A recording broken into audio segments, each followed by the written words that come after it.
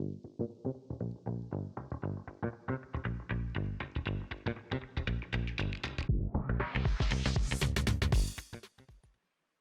everyone.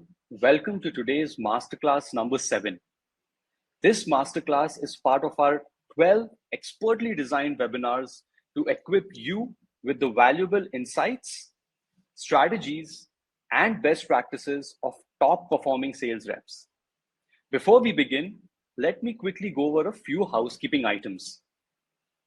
Now, I know a lot of you will be asking us for the recording, so don't worry. A recording of this webinar will be shared to you over your email. Secondly, this presentation is already available for you to download through the dialog box below. Third, there is time for a dedicated Q&A session that we have arranged towards the end of this session. But feel free to drop in all of your questions and queries while we go through this webinar in the Q&A box below. Well, thanks for all those who have joined. In fact, I was just looking at the participant window and I can see that we already have about 150 folks who have dialed in for this webinar. Thank you so much. Let's do a quick sense check. Would love to know 3 things. 1, your name. 2nd, your location. And 3rd, what's your role? Feel free to drop that in the chat box below. I'll repeat. We would love to know your name, your location, and your role. Feel free to drop that in the chat box below. Well, hi, Andrew from Sydney. Hi, Tash from Singapore. We have Vandana from India, Rahul from India, Amit from India. Wow, awesome, great. Thank you so much for lighting up our chat. Well, that was just an old trick in the book that I wanted to quickly touch upon just to see if you're paying attention.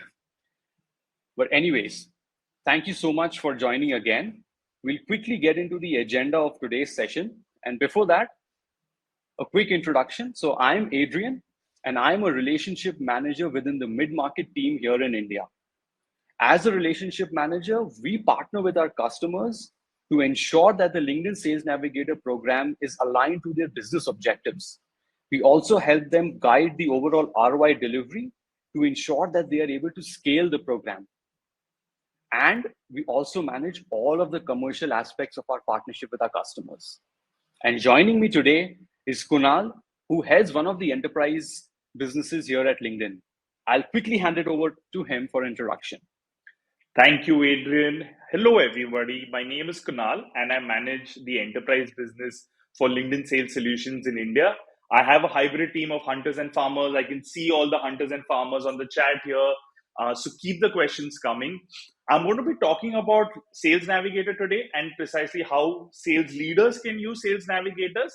But more importantly, if you stay with us throughout this session, I'm going to be talking about a magic pill that makes it 2x more likely for you to hit quota. Thanks, Kunal, for setting the context. So, well, in the next 30 minutes, Kunal and I will be walking you through how, as sales leaders, you can empower your sales team to navigate the current challenging sales terrain. And Kunal spoke about the secret pill, which will allow you to 2x your sales quota. Now, before we get into the meat of this topic, a quick recap of what we are trying to achieve with these masterclass series. Well, all of these masterclass series talk about the 9 key habits of top performing sales reps. What do we mean by a top performing sales rep? This is a sales rep who has achieved or exceeded 150% or more of the sales quota.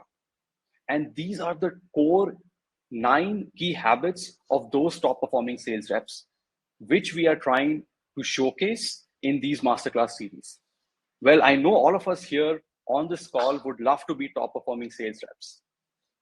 Well, in the last masterclass, series 6, our colleagues Tasha and Aditya walked you through a strategy to sell to C-level executives, which focused on 3 core habits of top performing sales reps, which is discovering customer insights, multi-threading, and finding warm paths in.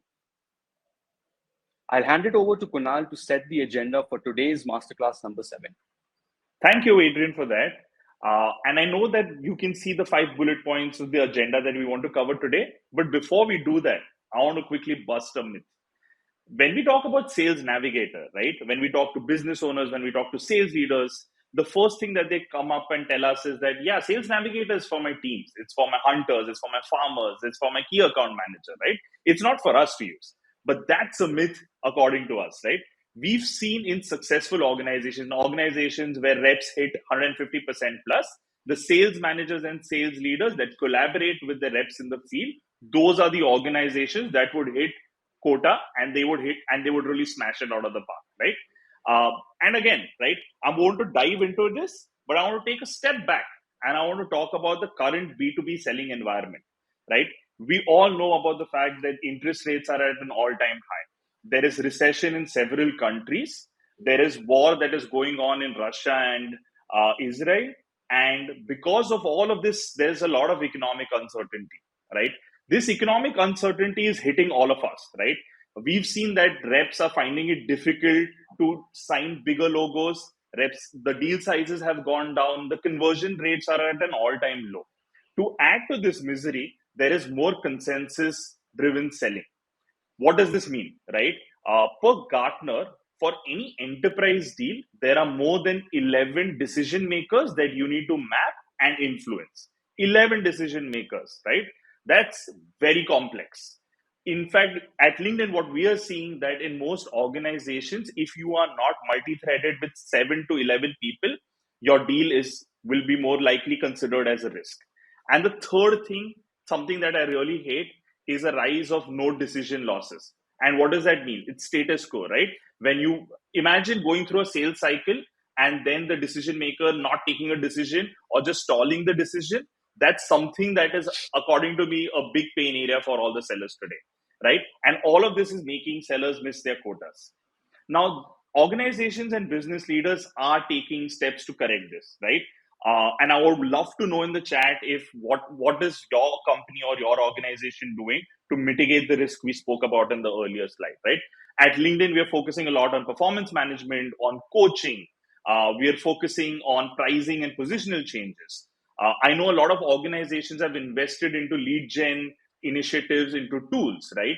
We've seen that hiring is changing. So all of this is something that a lot of organizations are doing. But in spite of that, 91% of sales teams fail to hit their revenue numbers, right? That's a big number. And for all of this, the one thing that we feel sales leaders and sales managers need to do is they need to empower their team to have high quality conversations with people that matter. I think this is the one thing that we want to focus on today. And we spoke about those 5 areas that we want to help you. The magic pill, this is the magic pill that we've been talking about, right? These are the 5 areas that we're going to focus on today. And we're going to be doing some demos, we'll be taking some questions, we'll be answering, and we're sharing best practices. But I wanted to highlight what are these 5 areas, right? Number one thing that sales leaders can help their team do is planning, right? All of us at the start of the year, start of the quarter, plan our territories, plan our books, right? How can Sales Navigator help you in your territory planning, in your account prioritization? We'll learn more about that today. The second thing, customer research. This is so dreaded, right? I know sellers spend hours, going through websites, annual reports, they look at recent news. All of this takes up so much bandwidth and time. What if all of this could be magically solved within a second, right? Sounds too good to be true. We'll look at that. The third thing, very important, relationship management. How many times have you complained that your manager, your leader is not helping you getting inroads into an account, right? And what if we told you this is very simple, and as sales leaders and teams can easily collaborate, sales leaders can unlock new relationships and hidden allies for their teams, right? We want to discuss something like this today.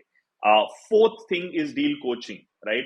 All of us, when we sit with our managers in our weekly meetings, we do risk identification, we do deal reviews, right? What if all of this was visual in a map where you could collaborate with your leader and you all could view risks and opportunities? Again, this is something that we want to cover today. And the last bit, reporting, right? We do all of these activities. We want to have a dashboard view of what are some of the best practices, what are some of our leaders doing, what are some of the top sellers doing, right? So as leaders, can we have a bird's eye view, a cockpit view of the activities our teams are doing? All of this is something that we want to cover today. And I'm going to get Adrian coming here in to do some of these demos. Adrian, why don't you show everyone the magic and how we work on an everyday basis? Thanks, Kunal. Now, this is the start of the financial year for most of the companies, and planning must be one of the key activities that's top of the mind for sales leaders as well as reps. So you would have either, if you're a sales rep, you would have either received your own territory or your book of business, or if you do not operate uh, in a strategy where you have a defined set of accounts or book of business, you would probably be assigned to a territory or a geography. So now let's take a quick look of how you can go about deciding which account should you prioritize first. And why is this important? Because we know there's something called a 95-5 rule. What does this rule mean? It means that at any given time, there are only 5% of your target buyers in market looking for solutions that you have to offer. So it becomes very critical for you to plan, strategize, and prioritize which organizations to go after. Now, I talked about 5% of the market, 5% of your prospects being in market. How do you identify that? So Sales Navigator makes it super easy to do so. All you need to do is upload your book of business. If you already have a defined set of accounts, you have an option here which says upload a new account list. I have already done that, so you could see an account list uploaded here of about 119 companies. And at the bottom, you would see that automatically Sales Navigator is telling me that there are 17 companies that are showing moderate or high buyer intent. And there's another company that's on a growth trajectory. Now, these are key insights for you to prioritize, and instantly you get to know what are your next steps in terms of prioritizing this particular book of business. Now, if you click into this, it will take you into a full-blown cockpit view. This is where you would you would spend most of your time daily identifying which of those accounts are showcasing high or moderate buyer intent. You also have other filters of growth alerts and risk alerts. Growth alerts are those accounts that have seen more than 10 to 15% growth in their overall employee headcount. Now, that's a good indication that the company is growing. Risk alerts are those organizations that have degrown. And we know that in the last couple of years, a lot of companies have had layoffs, have had restructuring, etc. So, those are the companies that may not be ready for growth today, right? So this particular cockpit view gives you an analysis of all of those insights for you to better plan and prioritize which accounts you want to go after.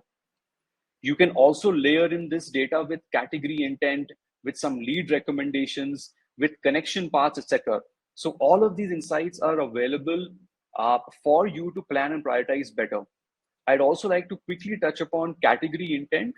This is where, let's say, for example, Sales Navigator, we target sales leaders, marketing leaders, sales operations, and mostly operate in the sales intelligence or engagement category. So if I want to know who are those, which are those companies where decision makers are looking for similar softwares, all I need to do is go ahead and select those software categories here, and automatically I will be provided with a list of those companies where their decision makers are looking for softwares in the sales intelligence or enablement category. Now, that's another key indicator for me to prioritize these accounts over the rest of the accounts. So this is the first approach where you have an already defined set of accounts or a book of business. Let's quickly look at the second approach. For that, I will head into the account filters. When I land into the account filters, I will select my category. Let's say software development is an industry that I go after. I will choose headquarters location as India, Singapore, and Australia, since most of the folks on today's webinar are from these regions. Now, if you would see here, you have about 58,000 companies to go after. Now, that's a lot of companies to prospect into. Again, we will head to buyer intent. We will apply moderate and high buyer intent, and you would see immediately from 58K, we have about 140 results only. Now, this is a workable list for you to go ahead and start prospecting into. Secondly, it's also those companies that are showing high or moderate buyer intent. Thank you, Adrian. And I wanted to summarize on what Adrian just covered, right? But before that, there's a pens up moment here. For all you sales leaders and sellers on the call, the one thing that I would want you to go back and do today is upload your book of business on Sales Navigator. If you're a leader, do it for your team. If you're a seller, do it for your individual territory, right? Because that's when you will get these actionable insights, right? You would get this cockpit view of your entire territory, and we won't want you to do spray and pray. That obviously does not work. We want you to make sure that you talk to the most high potential customers in your territory and focus on selling, not on identifying which is the account to go after, right? So that's the first tactic that we spoke about today. I'm going to hand it over to Adrian, who's going to be talking about customer research and going straight into the demo. Over to you, Adrian. Thanks, Kunal. Now, all of us here would agree that understanding your customer's business is table stakes today. In fact, we did a study and found that more than 85% of customers expect that the sales rep knows about their company, the organization, the industry at large. And on the other hand, most of us sales reps are doing all of this research today, right? And how would we do it? We would typically go on the company's website. We would look at the About Us page. We would look at the stakeholder information to identify the key people. In case it's a publicly listed company, we would check out the investor relations section to download annual reports, etc. The only thing, it's a tough task. Think about doing that for 200, 300, or 400 accounts that you have in your territory. Spending at least half an hour to 45 minutes on individual accounts trying to figure out or gather all of those information.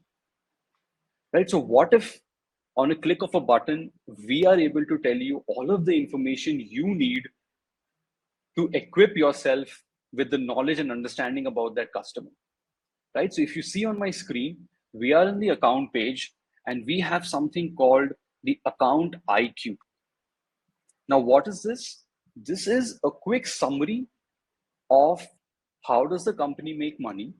What are their business objectives? What are the strategic priorities? Who are the key people that you should be speaking to? Is there a latest news about this particular company that you should be aware of? And it also has all of LinkedIn's first party data around their headcount and hiring trends. Now imagine doing all of that research that I described to you by going to the website, looking at investor reports, and with account IQ, it's all right there in front of you. You get to know what was their estimated revenue. Now, this is a publicly listed company, so you are able to see all of the revenue information. You are able to see what are their core strategic priorities. And think about this, like if you were looking at this publicly listed company and their annual reports, that's about 100 to 200 pages. And then you finding out what could be the strategic priorities is a pain. Now imagine how we have automatically read through all of those documents, picked out what their strategic priorities are, and you also have links to those sources. So you can quickly go and check back where this information is coming from, right? So you have the strategic priorities, you have their business challenges, you have an idea of what their competitive landscape looks like. And the other bit is also their headcount trends, because this is also again critical for you to understand, is the company growing? Now, let's say if you are a company that sells to the IT department or engineering department, then this is a good indicator for you because they are constantly growing. Those departments are constantly growing, which means there are being investments made by this organization in engineering and IT. And if you provide solutions for engineering and IT, then this is the right fit for you.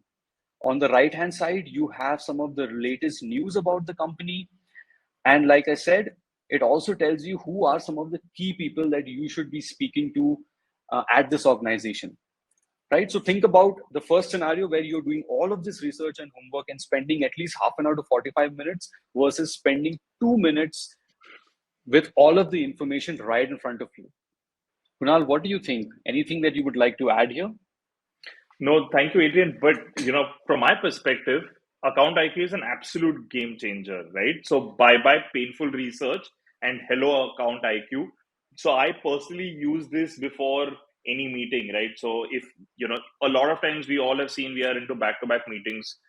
You want to join a call with your team, but you don't have enough time to go over the notes.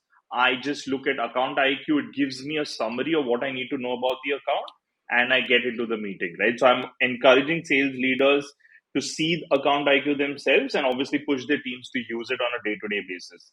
This will also allow you to personalize outreach while engaging with decision makers, right? Because you would know the pulse of the account and what's relevant to them. All right, I'm gonna hand it back to Adrian again. Now he's going to go very deep into relationship management. Relationship management is a key topic for all of us here. So over to you, Adrian. Thanks, Kunal. And I'd like to actually talk about this with an example. Now, think about or imagine a vacation that you recently went to, or probably visited a new restaurant or tried out a new cuisine, right? And most of the times when we go for these newer experiences, we take recommendations from either our family, our friends, or colleagues. For example, I know, Kunal, you're headed with your family for a vacation next week, and you were talking about how you got this recommendation from a colleague at office, right? And now think about how this works in business as well. Like executives are 4 to 5 times more likely to respond to outreach from sales reps if it comes through a referral or if it comes through a common connect, right? So what we are trying to do with relationship management or with the LinkedIn Sales Navigator platform is give you access to all of that network to help you identify the best path into an account. Now you have something called Relationship Explorer.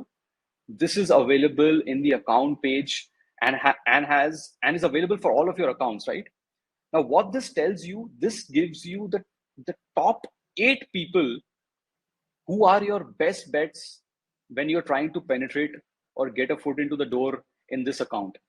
Now, why are we saying that these are your best bets? Is because we are able to identify not just through your own network, but also through your company's network, by looking at your past customers, by looking at job changes or movements to arrive and tell you that, okay, these are the top 8 people that you should be speaking to. Why? Because you have a common connect through a colleague of yours, or this particular customer was a past customer at a different company, right? So for example, if I see here this particular profile, I see that there are about 20 mutual connections that I could leverage to get in touch with her. I also have 2 team link connections that I can use, which is essentially people in my team who are connected to this individual. So instead of reaching out cold to them, where I know my likelihood of a response is really low, I will look for these hidden allies or warm connects to help me get an introduction. Now, what's the best part is you can go ahead and change the persona here.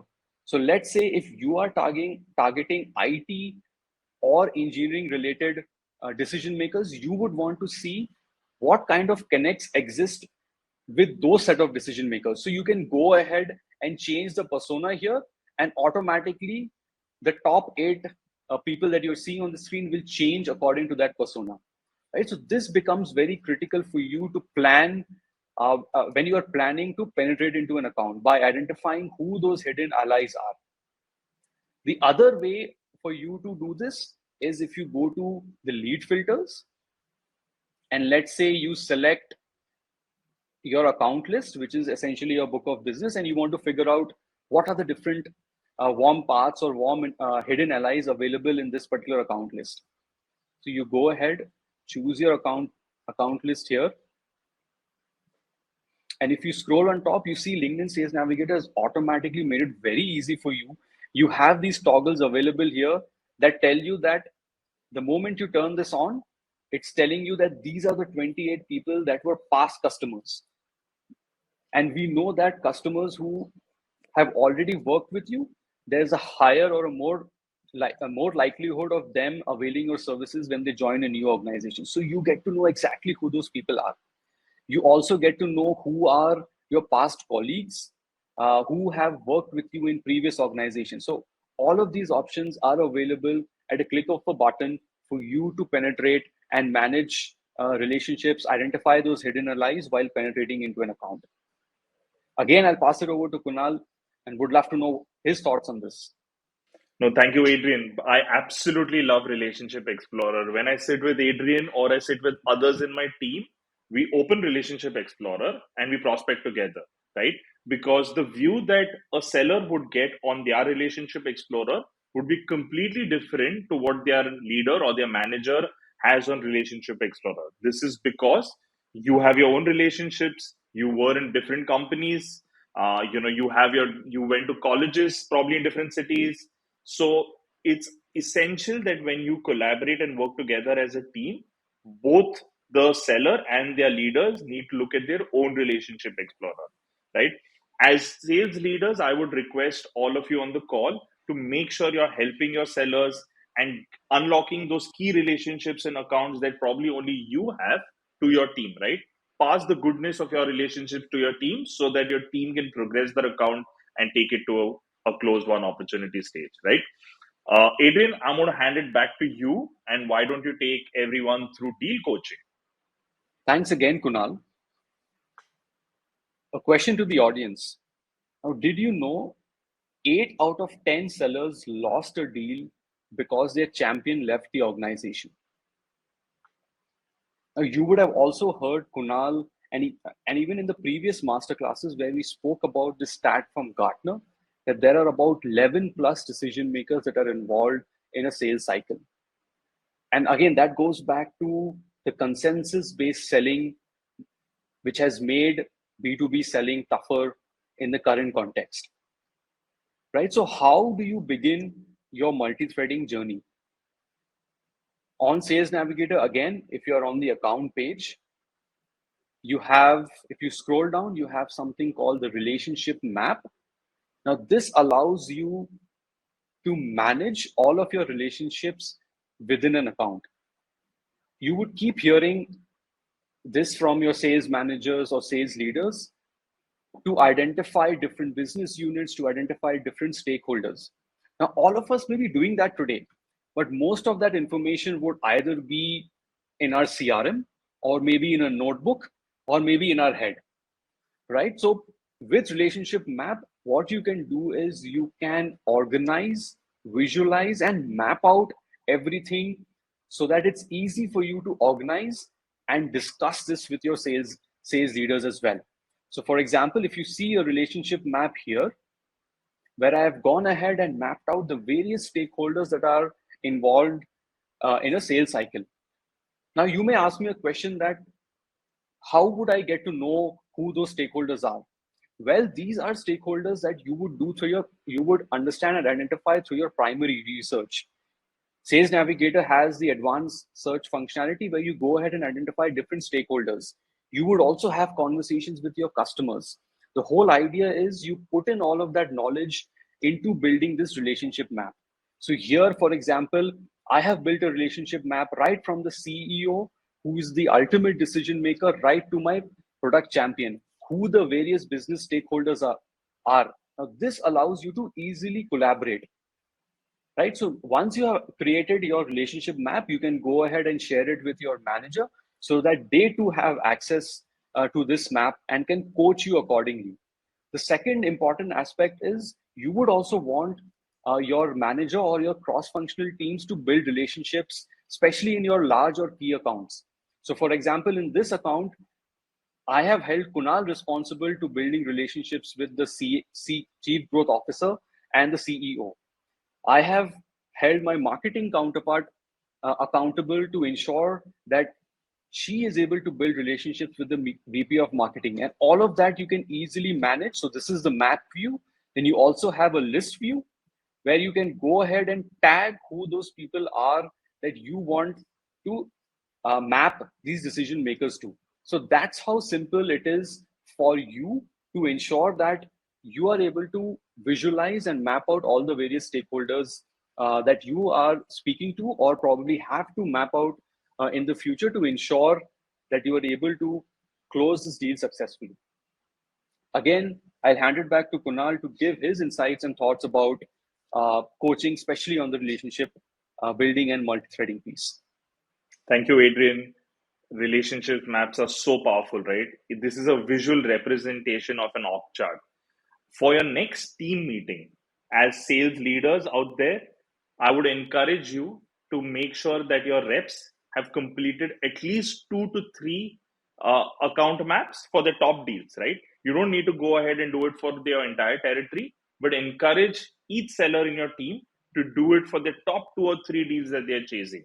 It will unlock so much insights for you, right? Because there could be two scenarios, right? There could be a scenario where they bring up an account map that only has 4 or 5 people that they have multi-threaded with. In your head, that should be a risk because they don't know enough people in that account. So you can go back and encourage them to build more relationships or volunteer yourself to build a few. The second scenario is where they've built enough relationships, but then the people that they're talking to are no longer in the organization, right? Or there's someone new that's come into the organization. But seeing all of this on a map is really powerful, right? So I would go and encourage you to do this yourselves and see the value that this will unlock for you. I would want to hand it back to Adrian, who would bring us home with the fifth and final thing, which is reporting, which becomes crucial when we are doing all of these other activities. Great. So, as sales leaders, and in fact, the first thing that you should be doing is ensuring that you have access to the usage reporting so that you can view the usage and adoption data for your own teams, right? And there are a bunch of metrics for you to go through. For example, if you get into usage, you have a detailed deep dive into the number of days they are active, the number of searches they are performing, profiles they are viewing, the leads that they're able to identify, companies they're able to identify, etc. And then you can also double down into the outreach piece, where you get to know, are they connecting and engaging with the leads or prospects they have identified. Now, there are a couple of ways in which you can use this report. One is to ensure if everyone on the team is using it effectively. The second is to identify who are your top performing reps and correlating that to the usage. And in case you feel that the usage is suboptimal, we also run gamification programs, something like spiffs, where you encourage reps based on certain usage parameters. For example, Kunal, for his team, he focuses a lot on in-mail response rates and connections acceptance rate, because that determines probability of us getting a foot into the door, generating more meetings and more pipeline. So his core area of focus is to always ensure that as a team we are doing well on these metrics, and hence he designed certain spiffs around it or gamification programs around it to encourage that everybody in his team is able to generate more and efficient pipeline, right? So that's what we had to cover today. And again, like I said, the first thing you need to ensure as sales leaders is to get access to the usage reporting so that you can get a view into these metrics. It's also available to download as a CSV file as well. Well, that almost brings us to the end of today's webinar. And I'll hand it over to Kunal to kind of quickly summarize that what are some of the key takeaways or next steps or actions that you can take as sales leaders. Absolutely, Adrian. I'm going to highlight this one slide, which is the magic pill. These are things we need to do today after this session, right? As sales leaders. Number one, as I mentioned, upload a book of business into Sales Navigator. Make sure that you and your team are using Account IQ. Remember, it's just a click of a button, and all of those information about company and annual reports, etc., all the goodness is unlocked for you, right? As sales leaders, pick your key accounts and look for warm introductions, right? Unlock your relationships for your sellers. During one-on-ones, make sure that those are fleshed out in the form of an relationship map. on Sales Navigator that you and your team can work towards. And lastly, make sure that you're viewing these reports weekly or on a fortnightly basis and run those gamification programs for you and your teams, right? To make sure this is an overall success for your organization. So, Adrian, bring us home with your final few slides. Great. Thanks, Kunal, for summarizing this up really well. And just to all the individual sales reps out there, you're not alone. I think it takes a village to sell. And more importantly, you need to have that open dialogue, the coaching. You need to work with your sales leader to ensure that your input metrics are right. You need to have that collaboration because they are there in turn to support you close your deal and for you to becoming top sales reps, right? So with that, we have come to the end of today's masterclass. We'll also get into Q&A, but before that, I would like to invite everybody to the Sales Navigator community. This is where you have exclusive access to all of the masterclass content and resources. And you also get to learn from the other peers who are leveraging Sales Navigator on their best practices, their tips and tricks. We also have the ideas section here. So in case you have any product feedback, in case you want to recommend certain features, etc., to our product team directly, you can also do that through the Sales Navigator community. So you have a QR code on the right hand side. Please feel free to scan it and join the Sales Navigator community. Cool. So opening it up for Q&A, we'll be here for the next couple of minutes. Happy to address questions that you have already dropped in. In case you haven't, feel free to drop them now so that we can address them for you. Thank you all for joining us today. Stay tuned for next month's Masterclass Series 8.